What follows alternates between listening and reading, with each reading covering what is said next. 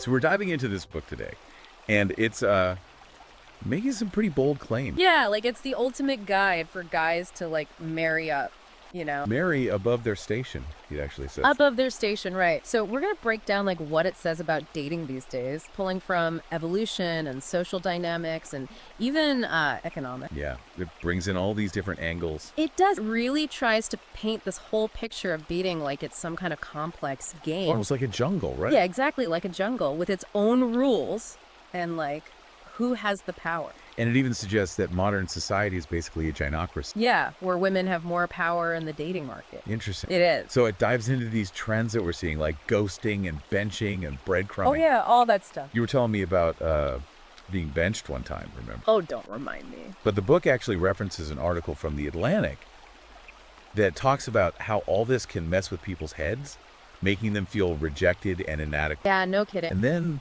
it brings in some research from BMC Psychology, suggesting that the whole swiping culture on dating apps might be making it harder to really connect with people. Yeah, because you're just like focusing on looks. Right. Prioritizing looks over personality. Exactly. Now, there's this whole section on pornography. Oh, okay. And it cites a Kinsey Institute survey that found that a pretty high percentage of both men and women watch porn regularly. Interesting. The book kind of suggests that this could be feeding into unrealistic expectations and maybe even leading to dysfunction in relationships. What do you think about that? I mean, it definitely raises some questions about how porn is impacting how we see intimacy and relationships. Yeah, in this digital age, right? Yeah, in this digital age. Where everything's so accessible. It's a complex issue. It is, for sure. So the book then jumps into this whole evolutionary biology angle, Okay. leaning heavily on Darwin's concept of sexual selection. Survival of the fittest kind of thing. Well, yeah, it's arguing that men and women evolved different mating strategies because of survival instinct. Makes sense. It does. I mean, if you think about it, it makes sense. It says that attraction is not just about looks. Right, there's more to it. It's about those cues that signal genetic fitness and the ability to provide and protect. Like a strong Yeah, a strong jawline. symmetry, waist to hip. All those things. Yeah, those are all highlights. As attractive traits from an evolutionary perspective. So it's like ingrained in us, you know, Yeah. from way back when. Yeah, so then it gets into this thing called the Coolidge effect. Oh, I have never heard of that. I hadn't either before reading this book, but basically it's the biological urge for sexual variety, Oh, especially in males. so guys are more prone to wanting variety. That's what the book argues. And it says that this inherent drive can clash with the whole monogamy thing Well, that's interesting. because, you know, in modern society, monogamy is like the ideal. Yeah, you know? it's what we're supposed to strive for. So it's trying to reconcile these biological urges with societal expectations. That's a tough one. It is a tough one. I mean, how do you balance those two things? So then it gets into this concept called hypergamy. Okay, what's that? Buckle up, because this is where it gets interesting. All right, I'm ready.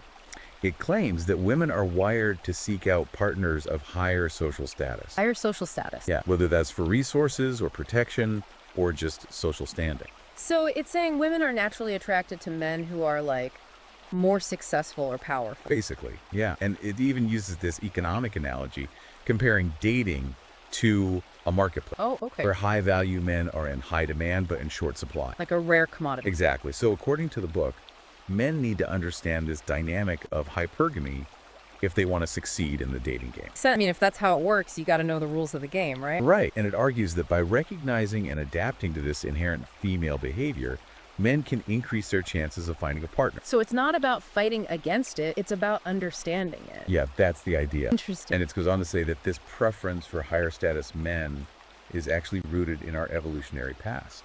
Makes sense. Back then, women needed a partner who could protect them and provide for their kids. Exactly. Ensure the survival of their offspring. Right. It was all about survival. So the book is basically trying to connect our biological impulses with our social behavior. Especially in the context of dating and relationships. Exactly. That's really fascinating. Then it takes this concept of hierarchy and applies it to social dynamics, Okay, I'm following. saying that just like in the animal kingdom, human relationships are also governed by these power structures. So there's always like a pecking order. That's what it suggests. Yeah. Interesting. And it even goes so far as to say that men should strive for leadership positions to increase their attractiveness. So it's not just about money, it's about being a leader. It's about being competent and having influence. Makes sense. I mean, people are naturally drawn to leaders. And it ties this back to the importance of building a strong social network of male friends. Like a brotherhood. Yeah, it uses that term brotherhood. Because guys need to support each other. It argues that this is essential for both personal growth and romantic prospects. Yeah, having a strong support system is important. Absolutely. So are we getting to the controversial stuff now? I think we're about to, yeah. Okay, hit me with it. So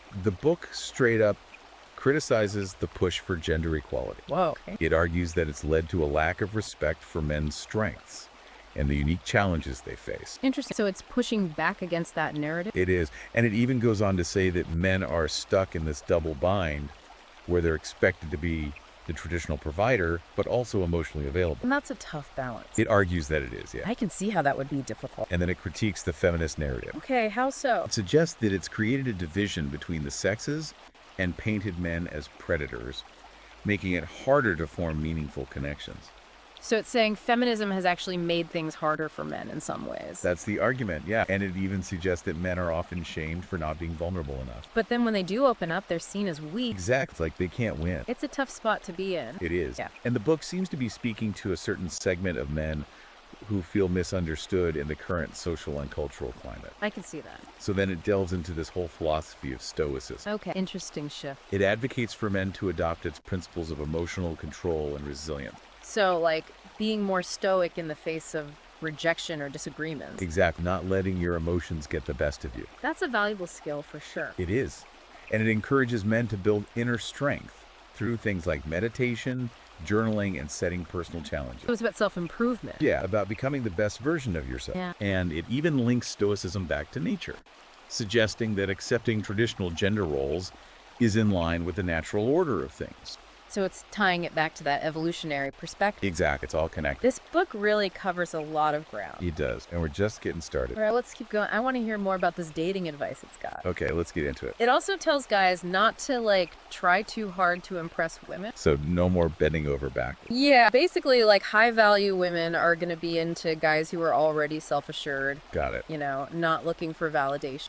So how should men talk to women, according to this book? Well, it says you got to master both, like, what you say and how you say it. Okay, so body language and all that. Like, exactly, like strong eye contact. Mirroring. Yeah, mirroring her body language, even like casual touches to see how comfortable she is. So reading those subtle signals. Yeah, it's all about those subtle signals. Got it. But it also says being a good listener is super important. Okay, that makes sense. Like asking those open-ended questions, you know? Sharing interesting stories, remembering little details about her. To make her feel seen, heard. Exactly. Seen, appreciated. What about being upfront about your intentions? Oh, yeah. No more beating around the bush. The book is all about honesty and directness. Even when you're telling her you're interested. Especially then, it says that's like the best way to avoid misunderstandings.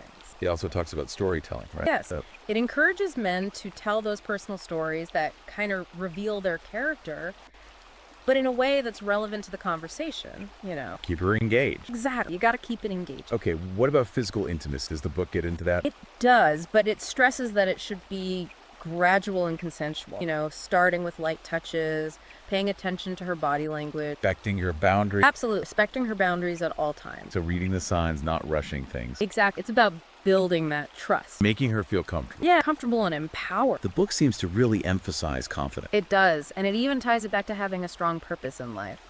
So it's not just about swagger. It's about knowing who you are, what you want. Yeah, pursuing your goals with passion, that kind of thing. And high-value women are drawn to that. They are. The book says they can spot a guy with purpose a mile away. So how do you cultivate that kind of confidence, according to the book? It's about personal development on all levels. Fitness is a big one. So hitting the gym is about more than just looking good. Yeah, it's about feeling good, about having discipline. It shows you care about yourself. Signals good genes too, right? That's what it says. And it talks about the benefits of exercise, how it improves your mood, reduces stress. Makes you more adventurous even. Yeah, open to new experiences. Exactly. And it also suggests joining fitness groups. Not just for the workout buddy, No, for the social aspect too, building that network. which ties back to that whole brotherhood thing. Yeah, surrounding yourself with like-minded people. Okay, so the book doesn't just focus on dating. It gets into marriage too. It does, and it gets pretty real about it. Yeah, it's not all hearts and flowers. No, it emphasizes that marriage is a legal agreement. With serious implications. Exactly, like you gotta be prepared. It even suggests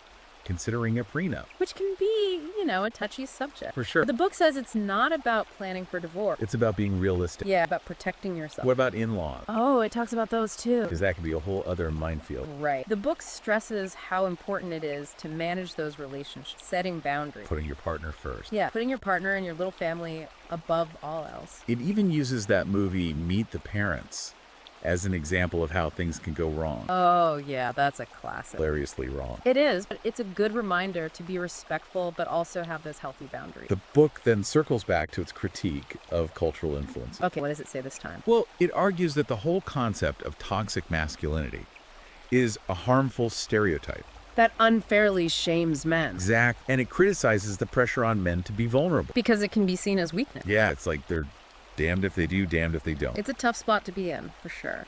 So let's move on to kids. Okay, what's the book's take on that? It acknowledges that having kids has a massive impact. On careers, lifestyle, your whole relationship. Everything changes. Yeah, it encourages couples to really talk about whether they want kids. And to be honest about their expectations. Yeah, because it's a huge decision. And it even acknowledges the growing trend of couples choosing to be child-free. It does. That's cool. Yeah, it presents it as a valid choice. Because it is. It's your life. And it emphasizes the importance of finding a partner who's on the same page. Absolutely. You got to be aligned on that. The book also talks about deal breakers. Those non-negotiables. Exactly, the things you just can't compromise on. It says you should figure those out early on. To avoid resentment later. Yeah, no one wants to be stuck in a relationship where their needs aren't being met. And then there's money, another big one. Always a big one. The book stresses financial stability and open communication about finances. So no more secrets about spending. It advocates for setting financial goals together, creating a budget. Being transparent. Exactly. It even suggests having regular money dates. Money dates. Yeah, to talk about finance. That's a good idea. I like that. It can prevent a lot of argument. For sure. It also encourages men to think about the financial side of having kids. Buying a house, retirement, all that. Yeah, all the big stuff. It's about being responsible, planning for the future. And making sure you're both financially secure. That's important. It is. So are we about to get into the dark side of relationships now? Yeah, things take a bit of a darker turn. Okay, I'm ready for it. The book explores the potential for things to go wrong. What kind of things? It talks about gaslighting, emotional manipulation, infidelity, even abuse. Whoa, that's heavy stuff. It is, but it's important to be aware of these things. Absolute knowledge is power. It encourages men to recognize the red flags. To know when to walk away. Exact, and to set clear boundaries. And to get help if you need it. Yeah, the book stresses the importance of seeking professional help if you're in a toxic or abusive relationship. It can be hard to see things clearly when you're in the middle of it.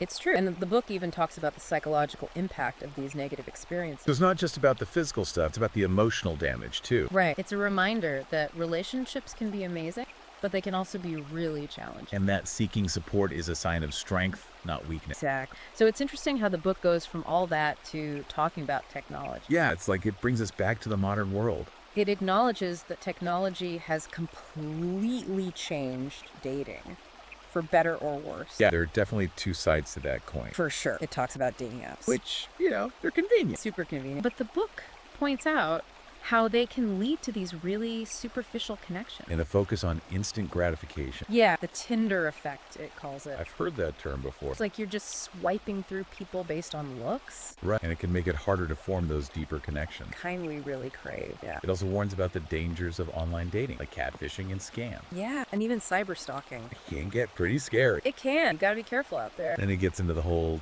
digital intimacy thing, like sexting and sharing nudes. That's a whole other can of worms. It acknowledges the excitement, but also the risks. Yeah, things can get out of hand pretty quickly. And it encourages being open with your partner about boundaries and expectations. Communication is key, always. The book also touches on open relationship Yeah. and polyamory. Oh, interesting. It presents them as alternative relationship models that are becoming more accepted, Which they are, but it also highlights the challenge. like jealousy and insecurity. And the need for really clear communication and boundaries. Yeah, you got to be on the same page. If you're going to make that kind of arrangement work, And then it talks about cross-cultural relationships. which are becoming more and more common these days. It emphasizes the importance of understanding and respecting those cultural differences. Yeah, and being willing to compromise. It even talks about how globalization has impacted divorce rates. Oh, really? How so? It suggests that as countries become more interconnected, traditional values and relationship structures can be challenged. Leading to more divorces. That's the idea. It's an interesting perspective. So we've covered a lot, but the book really circles back to communication It's being the most important thing. for any successful relationship. Yeah, it stresses clear,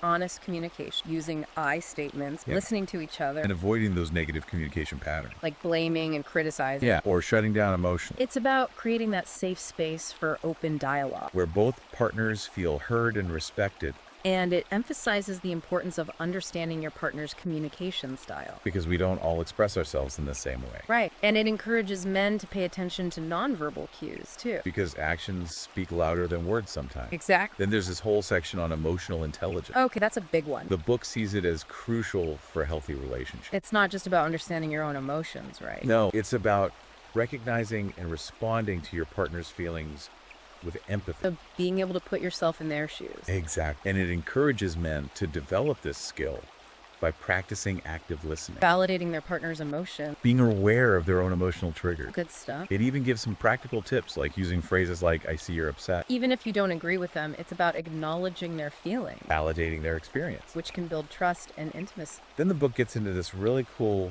concept of love languages. Oh, I love that concept. It explains how people express and experience love in different ways. The 5 love languages, right? Exact words of affirmation, quality time, physical touch, acts of service, receiving gifts. And the book encourages couples to figure out each other's primary love language. So you can show your love in a way that they'll actually appreciate. That makes so much sense.